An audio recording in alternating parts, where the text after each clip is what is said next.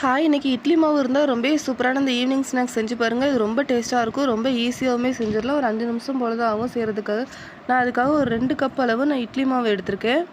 2 cup idli மாவுக்கு 1 cup பல்லாரி இந்த மாதிரி கட் பண்ணி ஆட் பண்ணியிருக்கேன். 2 பச்சை மிளகாய் ஆட் பண்ணிக்கோங்க. சின்ன துண்டு இஞ்சி இந்த மாதிரி கட் பண்ணி ஆட் பண்ணியிருக்கேன். கொஞ்சமா கருவேப்பிலை, கொஞ்சமா கொத்தமல்லி தழை ஆட் பண்ணிக்கோங்க. கொஞ்சமா சீரகம் இந்த மாதிரி வாசனைக்காக ஆட் பண்ணிக்கோங்க. நல்லா மிக்ஸ் பண்ணி விட்டுக்கோங்க. நான் இப்போ ஒரு 1/4 கப் அளவு நான் மைதா மாவு எடுத்திருக்கேன். நீங்கள் மைதா மாவுக்கு பதிலாக கோதுமை மாவு கூட யூஸ் பண்ணிக்கலாம். நல்லா மிக்ஸ் பண்ணி விட்டுக்கோங்க. நான் இட்லி மாவுக்கு ஏற்கனவே உப்பு ஆட் பண்ணியிருந்தனால இப்போ கம்மியாக தான் உப்பு ஆட் பண்ணியிருக்கேன். ஒரு பிஞ்சு மட்டும் ஆப்ப சோடா ஆட் பண்ணிக்கோங்க. ஒரே ஒரு ஸ்பூன் மட்டும் நான் அரிசி மாவு ஆட் பண்ணியிருக்கேன். இந்த மாதிரி நம்மளுக்கு எடுத்து போடுறப்ப இந்த மாதிரி இருக்கணும். ஒரு பேனில் எண்ணெய் ஊற்றிக்கோங்க. எண்ணெய் நல்லா சூடானதுக்கப்புறமா இந்த மாதிரி குட்டி குட்டி உருண்டையாக இந்த மாதிரி போட்டுக்கோங்க.